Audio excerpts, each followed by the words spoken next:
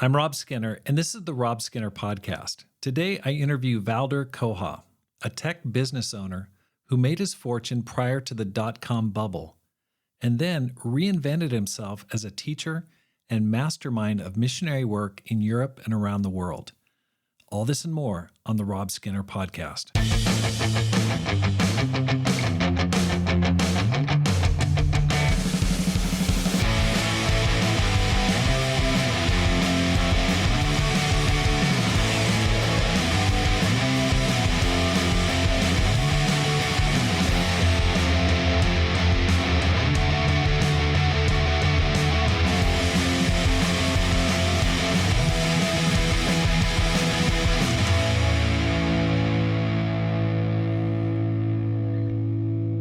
Welcome back to the Rob Skinner Podcast. My goal is to inspire you to live a no-regrets life, make this life count, and multiply disciples, leaders, and churches. The Climb Small Church Leadership Conference will be held Wednesday, October 1st through Saturday, October 4th, 2025 in Lansing, Michigan. Please save the date and set your budget to join us at Joel Nagel's home church.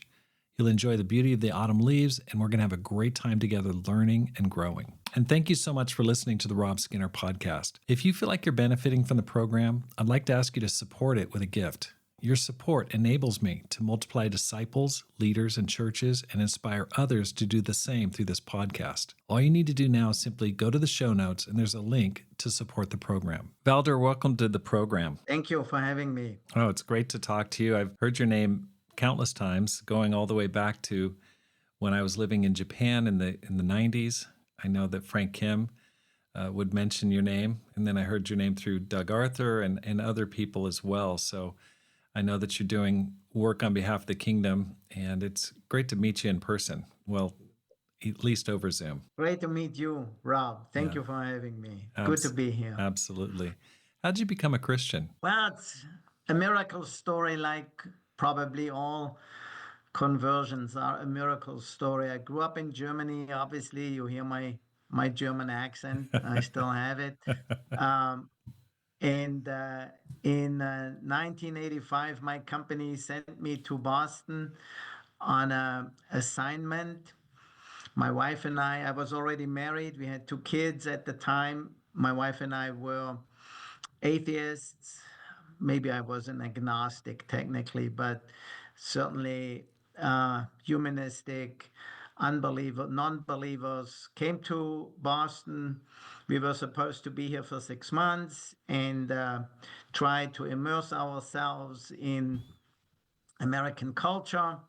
My wife was invited to a Bible discussion group, which we probably wouldn't have gone to in Germany, but because we wanted to practice our language skills and get to know American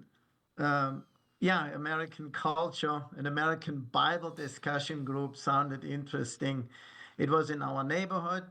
It actually happened to be in Kip McKean's Bible talk. And we went there. Yeah, and the rest is history. It took us a long time. I mean, especially myself. My wife was more open. She was looking for answers to the big questions in life. I went along with her and eventually studied the Bible with Kip and with another brother back then. And then in 1986, my wife and I were baptized 2 weeks apart. Of course, my wife first, and then I 2 weeks later.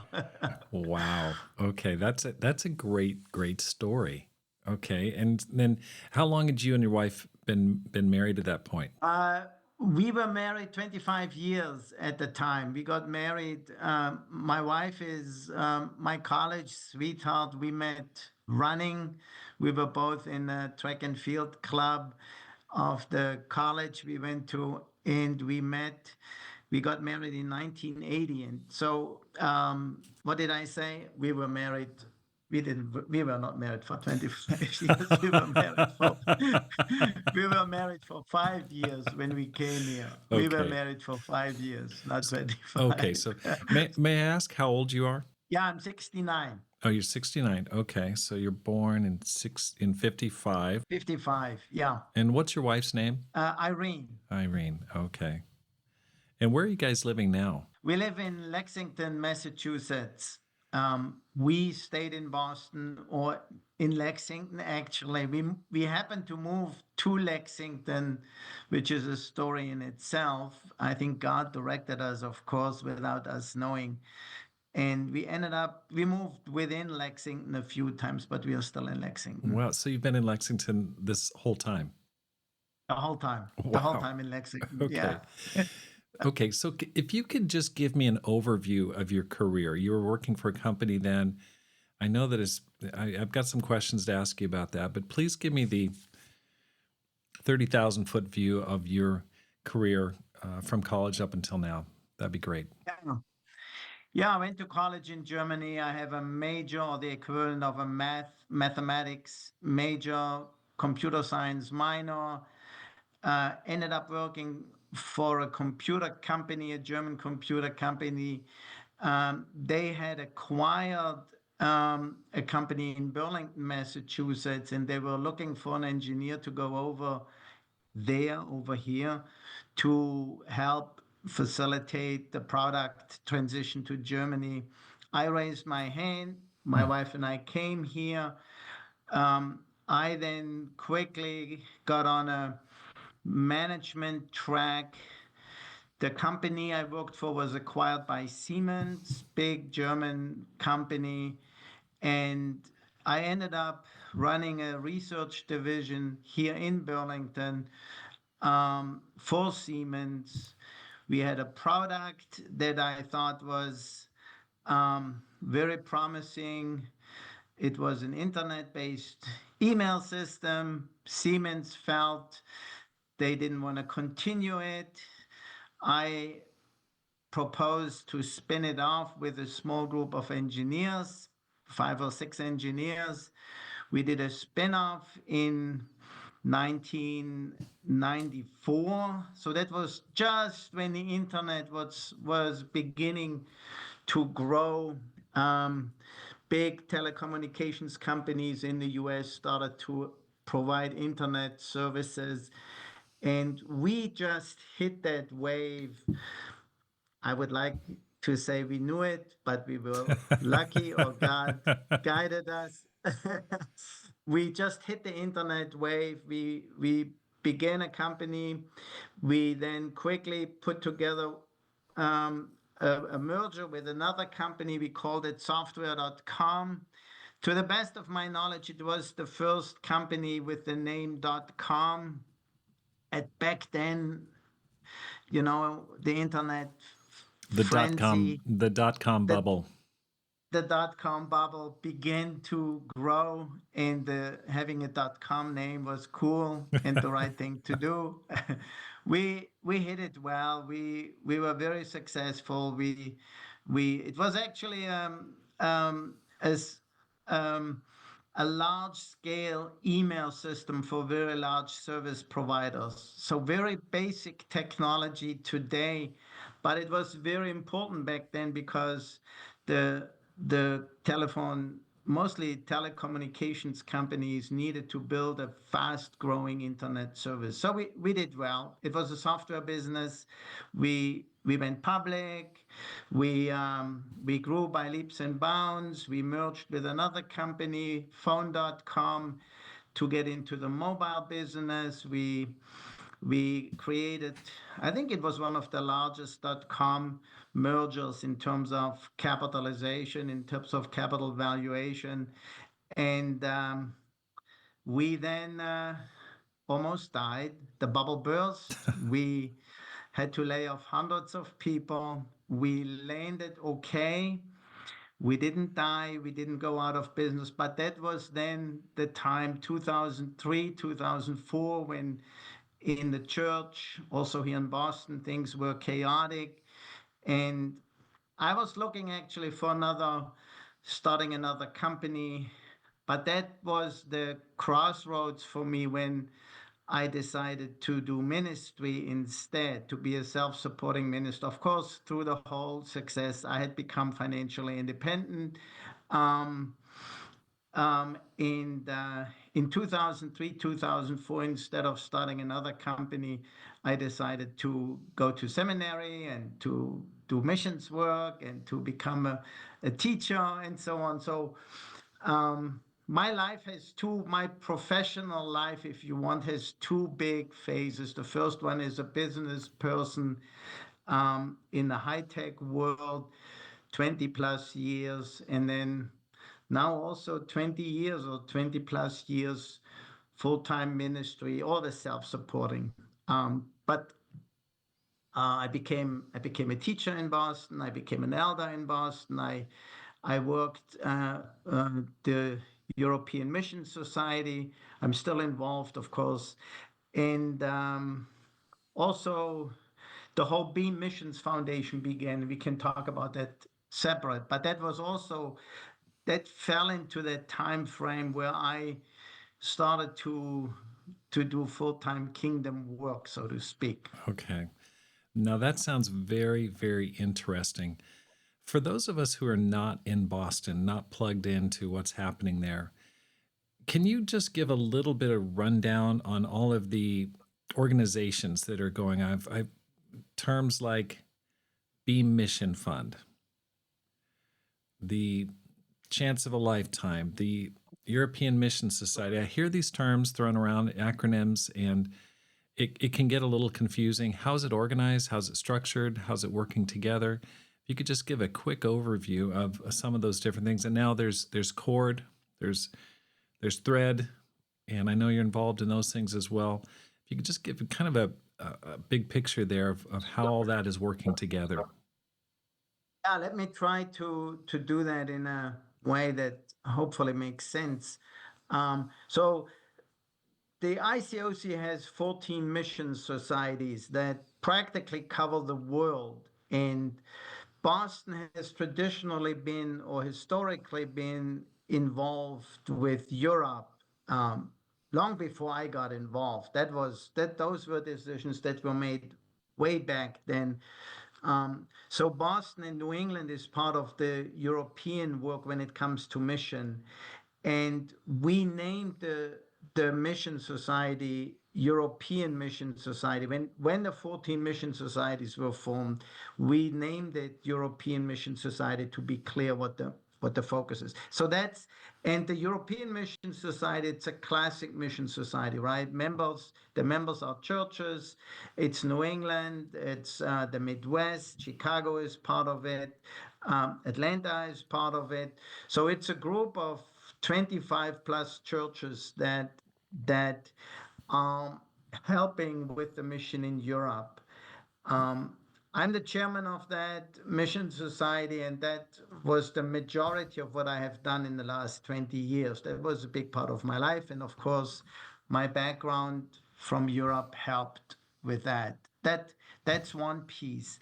Then the beam, yeah. If I could just interrupt you, one thing I'd like to go back. During the late 80s, I was in the San Francisco church, and there were a lot of German missions. I remember Tom Marks was going, I think he was going to Munich, and I took a couple of years of German in high school, and I was thinking about it. How come you never got involved in German missions at the time? I mean, it would be like an obvious pick. You're right there in Boston. How'd you get passed over? It's a very good question.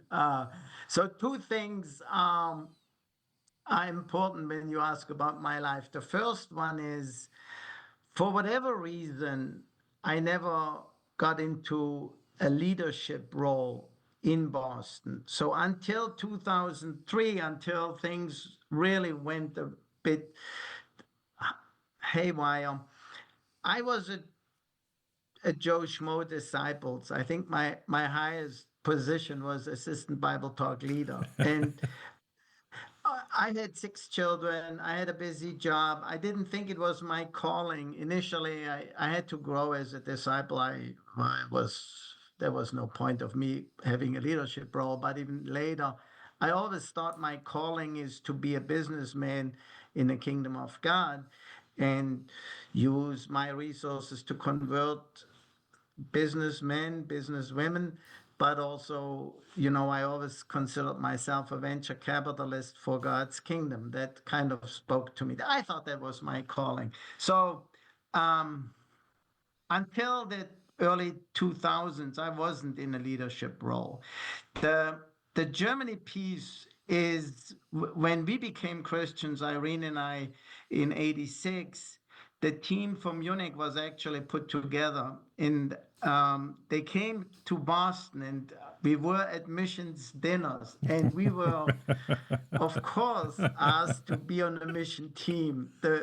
You may remember the theme was Nationals Go Home, Mm-hmm. and, and we didn't even have an American passport back then. We were clearly Germans, and we were supposed to go back. My wife thought we should go back. Irene wanted to go back. I didn't, and I was I was afraid. And I grew up in a religious background from my home, and I was very negative actually about Christianity. And then I became a Christian, but it was with the with the English speaking Bible. All these terms, all these loaded religious terms from my childhood and past were gone. It was actually, I think God was his, God is a strategic thinker, right? He knew what's best. And so reading the Bible in English totally allowed me to start with a clean slate. However, the idea that I would go back and suddenly read the Bible in German, I didn't read the Bible in German until 10, 12, 15 years into my Christianity because I didn't want to be associated. And then, I was selfish, I was unspiritual, I wasn't a mature Christian. Um, and we had actually a big marriage conflict over it, Irene and I. We didn't have a great marriage when we were married before we became Christians. We had a fairly difficult, well, we had a very difficult marriage. We have a wonderful marriage now. She's spectacular. She's an amazing, she's just, and God is so good. But Yeah. we didn't belong on a mission team. We would have gone if I would have said, yeah, yeah, yeah, yeah, let's go. We would have gone. And I'm sure God would have worked in the same way. Oh, The yeah. other thing that happened is we had triplets. We suddenly jumped from 2 children to 5 children. Oh my And gosh. Randy McKean, I remember him saying, it may be good for you guys not to be on a mission field. So that's a long answer to that Yeah. question, No, right? it's so fascinating. We were baptized in the same year, 1986. That was a great year. Lots going on, lots of reconstructions of churches. And Yeah. there was that German mission team. I think about some of the people, Tom Marks, Henning Droger, Chris Heth. A lot of the people came from San Francisco to go on that mission team, but a lot of heroes there. So thank you for answering that question. It's also interesting your background because, I mean, Germany has such a proud Christian heritage going all the way back to Martin Luther and so many famous expositors and commentators. So very interesting. That's probably the subject of another discussion.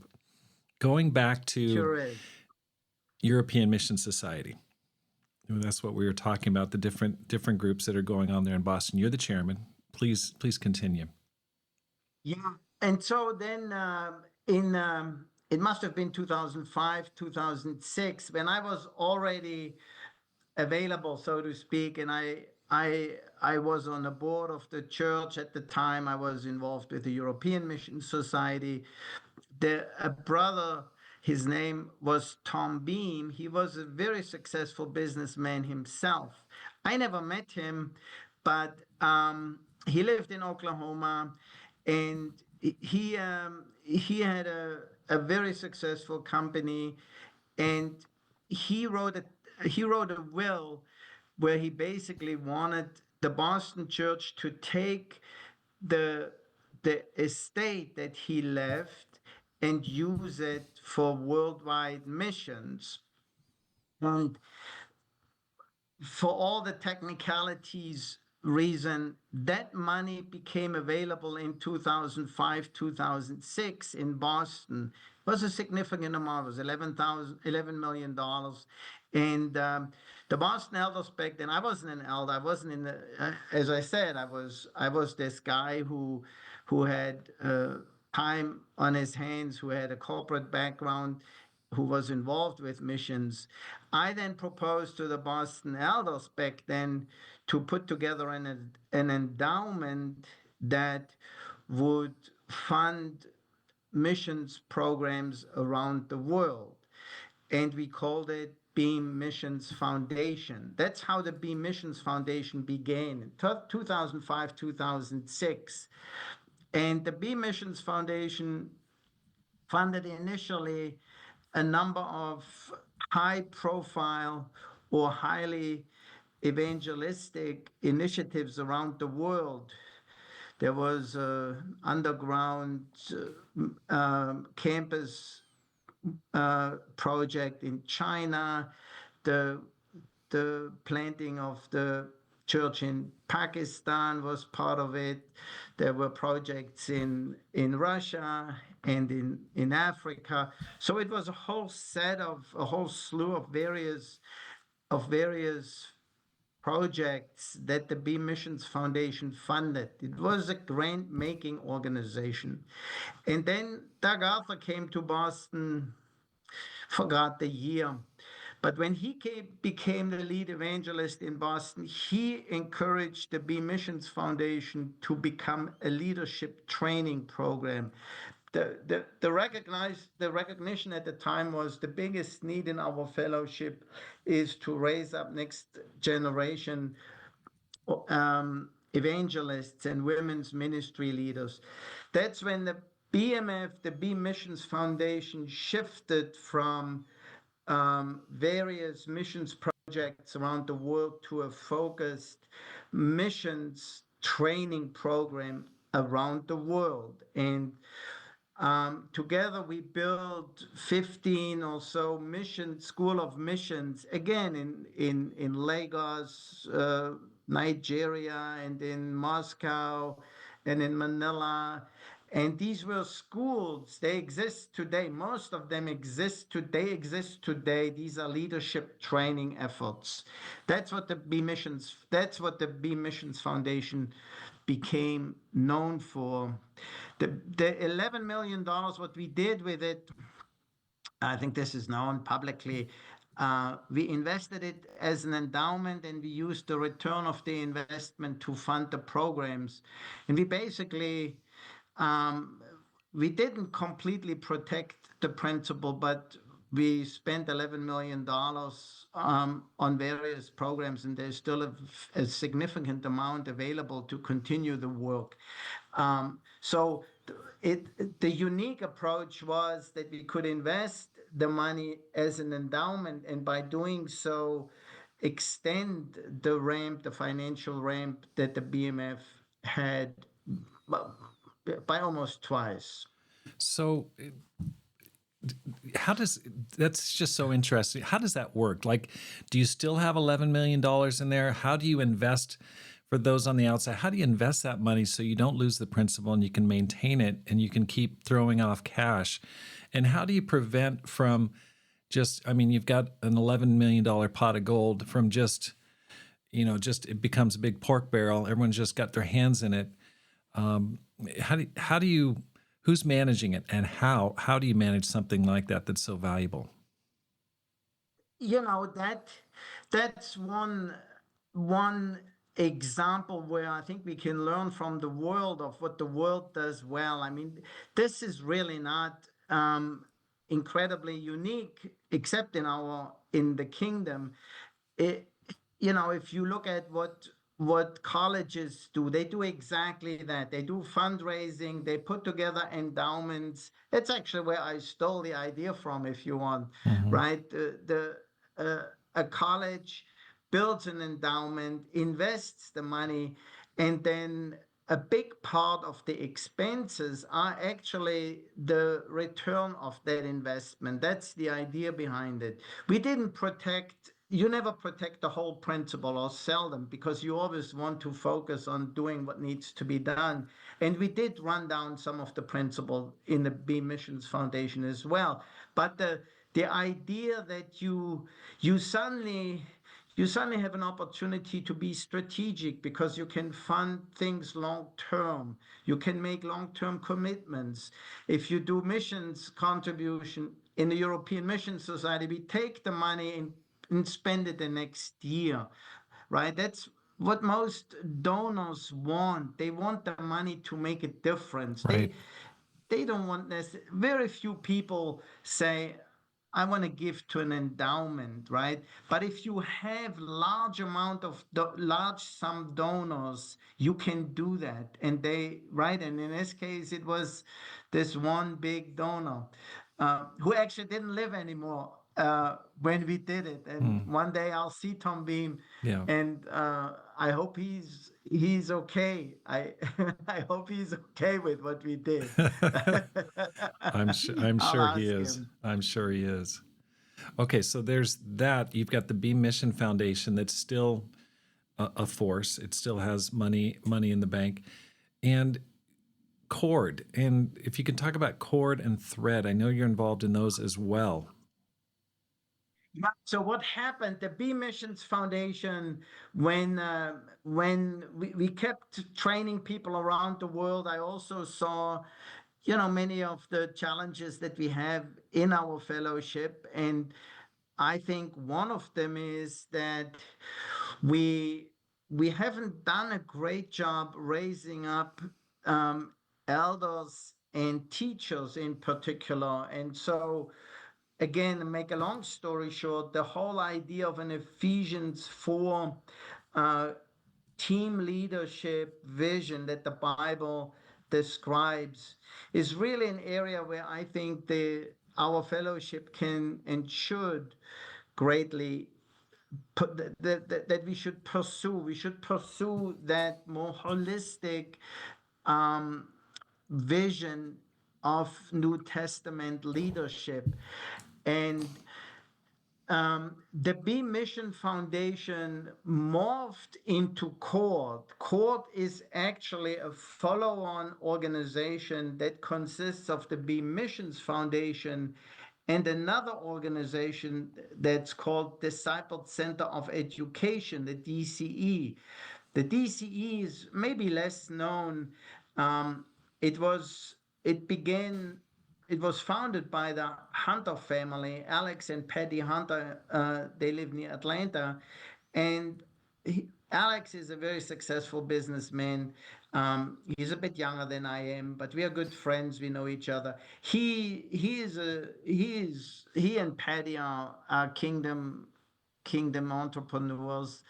And they had a big heart for teaching per se. That's how we we got in touch with one another. And I got on the board of the Disciple Center of Education. And again, to make a long story short, we realized that the Disciple Center of Education, in promoting teaching ministries, actually fulfilled a missing piece that the BMF wanted to build and didn't have. And so I used my little corporate background in mergers and acquisitions to say, hey, why don't we put these two together? Why don't we do a merger of the two? And the result is Cord. Cord is actually the result of a merger, which I know is unfamiliar language in the kingdom, but that's what we did.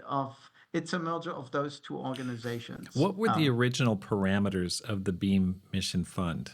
What direction did Tom give in his will for the use of those funds? That's a tremendous question that I think it's exemplary, and it shows his faith and it shows his trust in God. And when the gift came to Boston, Tom Beam had already passed for many years, and the gift, for technical reasons, wasn't available until then. You could say God's providence protected it, but what do I know? God will tell me one day. Um, but but I I thought it was my responsibility when the elders in Boston said, Valdo, why don't you work out a proposal to figure out the question you just asked, which is, so what did Tom want? Shouldn't his wishes be the most important criteria? So of course I read his will. He had a will, and I talked to anybody and everybody who knew him.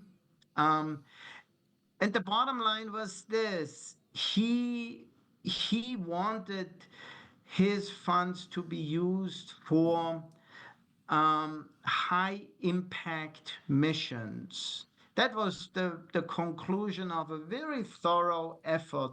His will was very flexible. His will was very left a lot of room to, because I think he knew that the kingdom is a moving organization. I Mm-hmm. think he knew that. But he also, the two things were important. He wanted it to go to Boston. The reason of Boston was twofold. The one was Boston had sent 50 plus mission teams to to had sent them out mostly to Europe, not only, but right, and the the the the missions work that took place in Boston was was very inspiring to Tom. He had a background coming from the mainline, the so-called mainline church, and he had a level of frustration, I understand, about the lack of or the slowing down of missions. And what he saw in Boston, he just loved the idea that there were teams sent out again and again. And then the other thing, he actually believed in elderships. He loved the fact that Boston had an eldership, and he wanted an eldership to oversee it. Those were the two criterias. And so, but other than that, it was high impact missions, making a difference in the mission field. So interesting. Now, I would like to just talk to you a little bit. What are you trying to do with Cord? You're training teachers and elders. You're also the chairman of that as well. Yeah, I'm actually the executive director of Cord and the chairman right now. Okay, Obviously, okay. So Cord encompasses the Beam Mission Fund. It's driven by that, and so Cord and the DCE and Thread, they're all under one umbrella. Am I understanding that correctly? Exactly. Okay. Yes, yes. Thread is an initiative of Cord. Okay. It's the School of Missions, the training effort is another initiative of Cord. We do we work with churches who want to bring teaching more methodically into their churches. We work with Chicago, we work with Dallas, we work with some Canadian churches where we help to bring thread, but also the development of teachers and of teaching into the churches. Court continues the training of evangelists and women's ministry leader. We don't stop that. We don't say, well, we don't need that anymore. Just the opposite. But we feel that the churches in which they train, they should have the vision of a more holistic leadership culture and leadership path that includes elders and teachers. And we want to help with the development of elders and teachers. Elder development is obviously more difficult to do than teachers development, because with elders you have to have a pool of people who have the qualifications and the age and all of that. But teacher development is something that we feel is much needed. And we have, for example, we hired Steve Canard full time. Steve Canard is leading teacher training efforts, one of them in the Nordics, another one in India. We just recognized the first two teachers in all of India, right? And even saying that shows the need, right? We have in India, I don't know, 6,000 plus disciples and many, many, many churches, but very few teachers. And Court doesn't think teachers are the solution to everything. We don't. But we think Ephesians 4, a team leadership of all the gifts that are to be found in the New Testament church, that include evangelists, that include teachers, that include elders. It goes beyond that. We want to help churches to develop their family group leaders. And we want there to be a vision that all the gifts should play a role in a church. But the gift of leadership is multidimensional. And it should be, right? This concept of working together, team leadership, a more holistic leadership, it can be a little scary. And if you're coming from a smaller church, I've been in churches where things exploded among the evangelist, the elders, and it just was an explosive situation. And there can be fights over power, there can be fights over authority. It can be really, really challenging. And so, you know, in the traditional church, it's much more elder led, from leading the congregation. The ICOC, our family of churches, has gone more to evangelist-led structure. Any ideas, any thoughts on your part on bridging that gap or moving towards more of a peaceful coexistence between the various roles delineated in Ephesians 4? Your observation is the same that I have or that we have. And the observation is that team leadership in general is a different style of leadership, and it's not easy. I actually think it's very hard to do.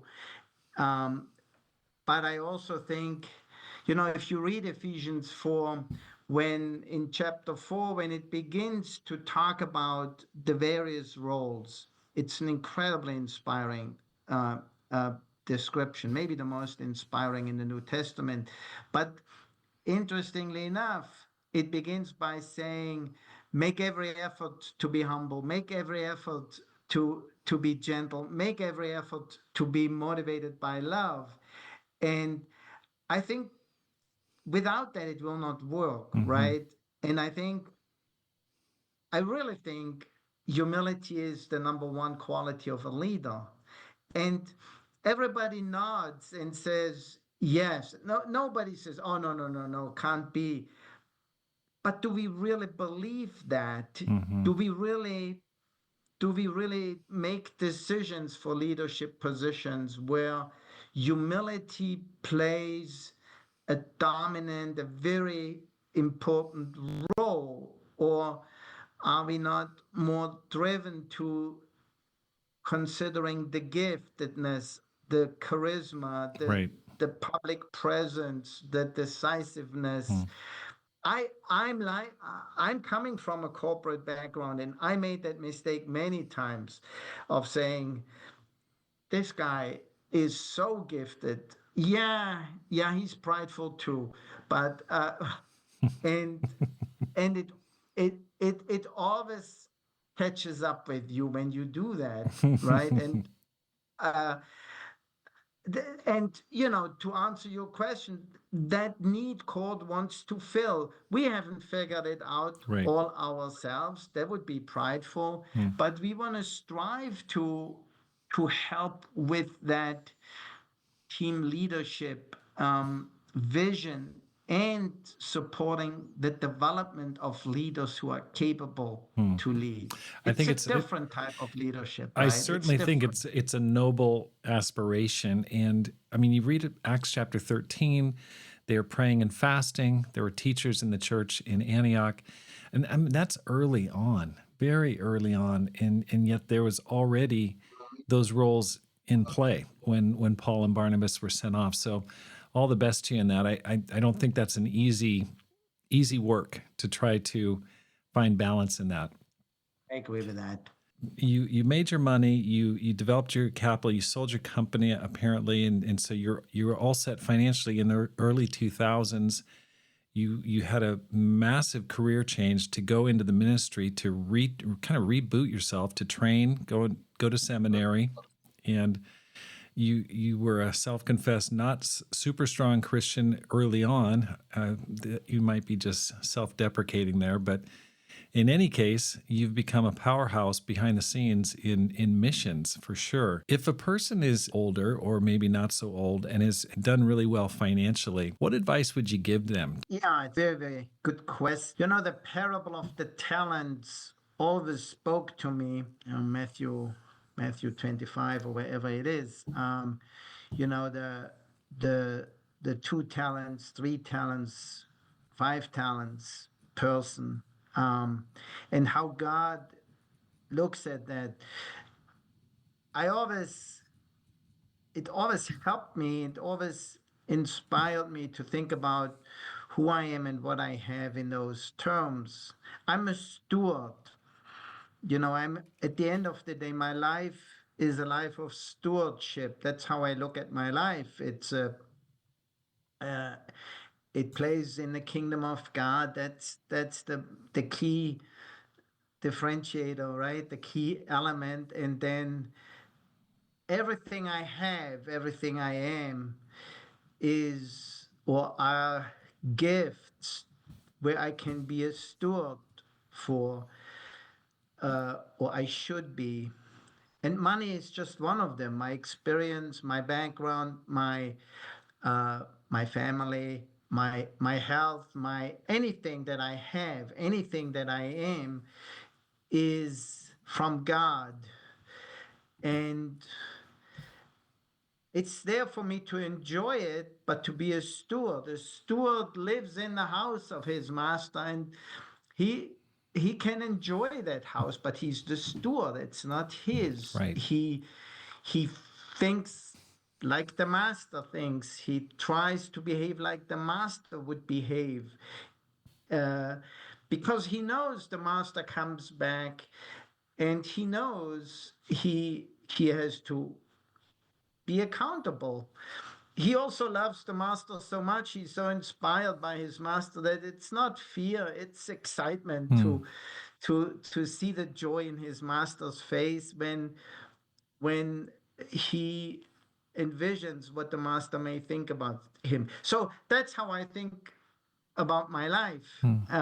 That's how I think we should think about it. And the older you get, most cases, the more talents you have, you tend to have more money, you tend to have more experience, you tend to have more wisdom, right? But either way, the principle applies to anybody. And so I would encourage people to think like that and build it around an identity. It helped me tremendously to think about my identity. You know, what the identity of a kingdom entrepreneur or a kingdom venture capitalist. I know these are not biblical terms, but they help me in my identity. I'm a disciple, right? I'm an entrepreneur.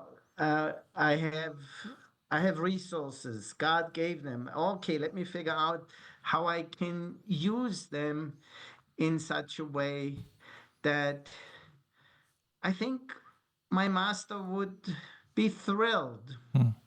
He would be thrilled. Um, and that motivates me. And I think that's a good guide for decision making, right?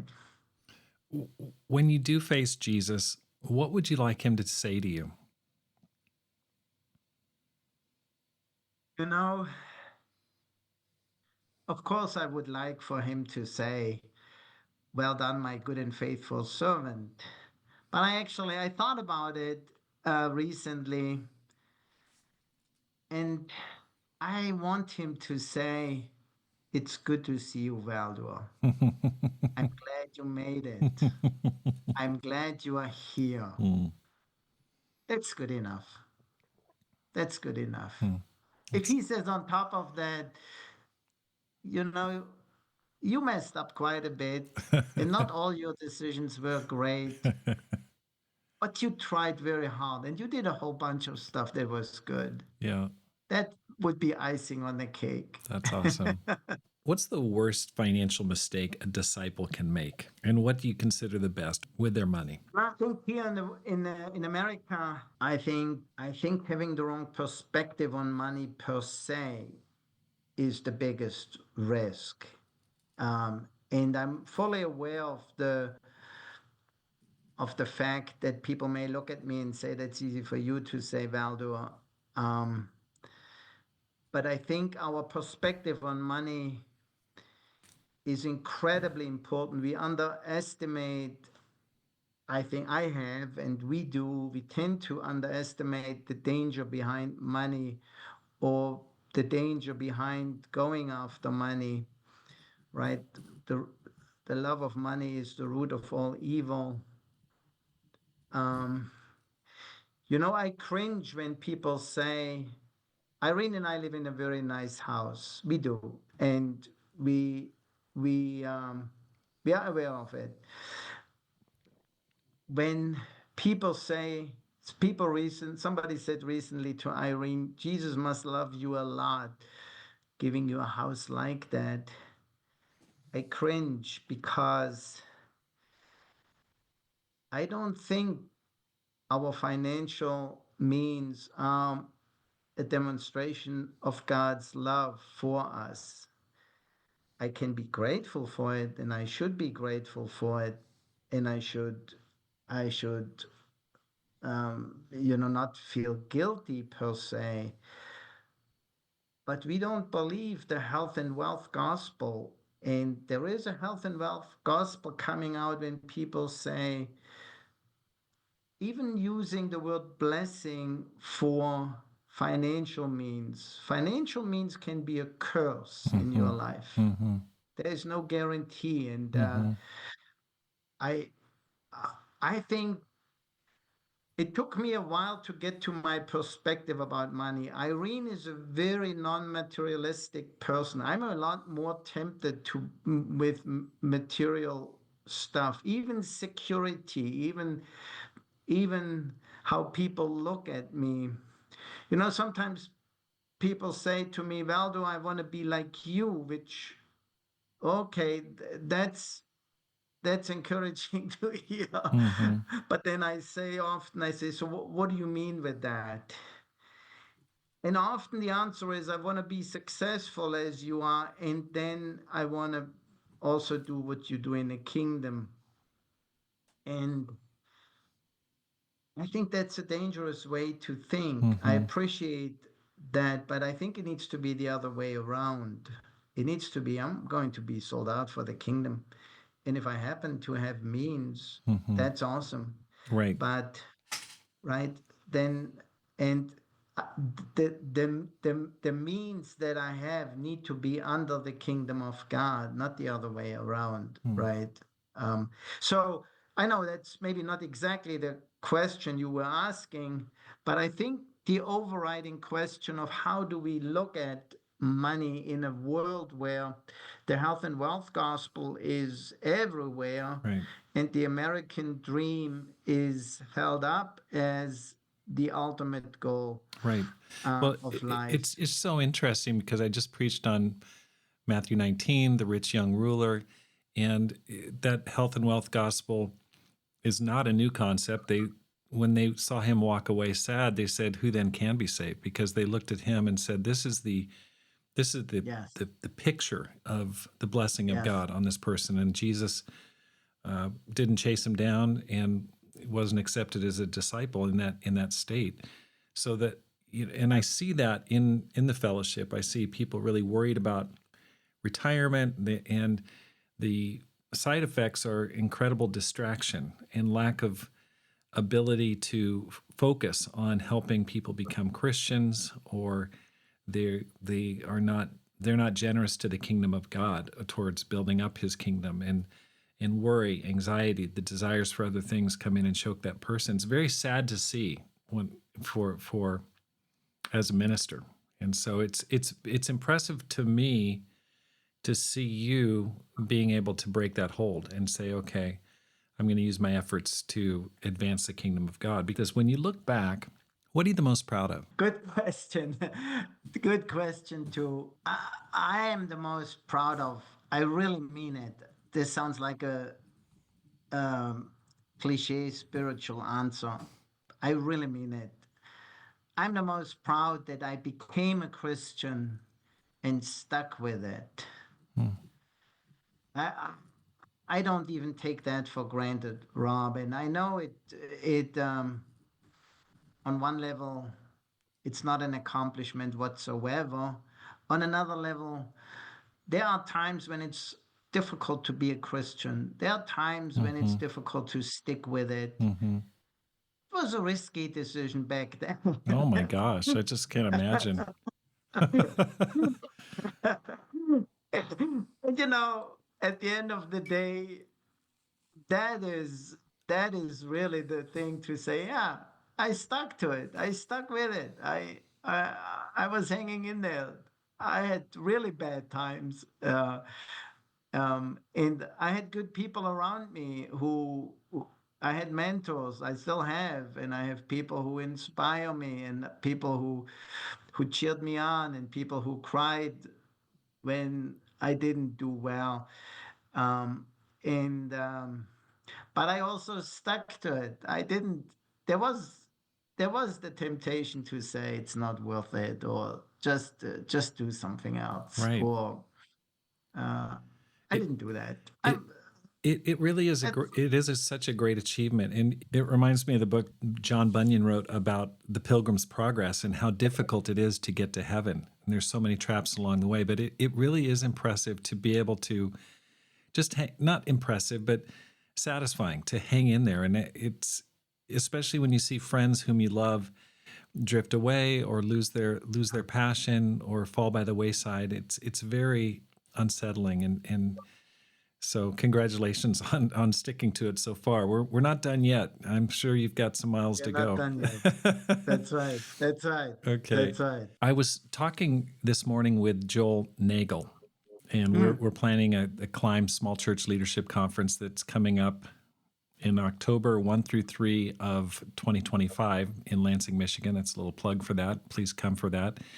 But he mentioned that your kids are following Jesus, and you've got a lot of them. So 6 kids. That's pretty impressive right there. Any tips for parents out there who are trying to direct their kids towards Christ? Anything that helped you? Any parenting philosophy that you followed that you found helpful? I consider maybe the greatest gift that all my children became disciples and are disciples. You have already heard me speak about my marriage, and you have heard me speak about the fact that I wasn't always the greatest disciple in the world. Um, and I also wasn't always the greatest dad in the world, for sure. Um, but I think the most important thing, two answers to the question. The one is they have to see your faith the one way or the other. You don't have to be perfect, but they have to see your faith, and I always loved God. I always wanted to do at the end of the day what was right. And then the other thing is, as they get older, you just have to be honest with them. You can't They figure out that you are faking if you fake. They know it better. right? Yep. They know when you get the call on the way to church. You just argued with your wife, and they sit in the back of the car. Now your elder calls you, and suddenly your voice changes. And how are you doing? Well, I'm doing great, Wyndham. Right? They watch that Mm, and they see it, and yeah, that's not good, right? yeah. Maybe those are the two. Those are great. Just be real, be honest, but Yeah, exhibit your yeah, faith. So that's awesome. Thank yeah. you. So what advice would you give to a person who wants to make this life count? You know Stephen Covey, right? You know who Stephen Covey is, One and of my of favorite course he books wrote ever, the Seven Habits. yes, Mm-hmm. yes, the Seven Habits. And one thing that Elvis stuck with me, and I do the exercise once in a while, which where he describes, where he basically talks about how do you figure out what's most important to you? How do you figure out what's most important in your life? And then he says, envision your funeral. It's a bit of dog exercise, right? But he says, envision you can watch your funeral. You're already dead, but you're somewhere floating over that funeral thing, and your friends and family are there, and they speak about you. And of course, they speak positively about you in general. At your funeral, people say things about you that they value, that they appreciate. People try to be sincere. People try to be honest. What do you want them to say? He says, Mm, what do you want them to say? And I do that. What do I want my grandchildren to say about Großvater? What do I want my children to say? What would I want my friends to say? And then, do I really want them to say he was a successful businessman? mm, Do I really want them to say he had a big house? Do I really want them to say, he lived the American dream? And the answer is no. mm, I want them to say, he was a flawed human being, but he had faith. He loved God. mm. He loved his family. He tried to be a good friend to those around him. Um, and he lived as much as he could to his spiritual principles. If people say that, that's a good guidance then to decide what you do, right? What you do with money, or what you do with your time, or what you do with whatever else you have. Right. It helps me. That helps me. That's awesome. Valdur, thank you so much for your time. It's been so interesting to talk to you and fill in the blanks and find out a little bit more about your life and your work. It's very impressive, and I just want to wish you every blessing going forward. Thank you, Rob. Such an honor and such a joy to be with you. Thank you. Mm-hmm. Thanks for listening. Here's how you can help support the program. First, let your friends know about the podcast. Please tell them. Secondly, read and review one of my books on Amazon, either How to Plant and Grow a Church or Courage, How to Make This Life Count. Simply go to Amazon.com, look up Rob Skinner, and you will find my books right there. Finally, support the program with a gift today. The link is in the show notes, because my goal is to inspire you to make this life count, live a no regrets life, and multiply disciples, leaders, and churches. Have a great day and make this life count.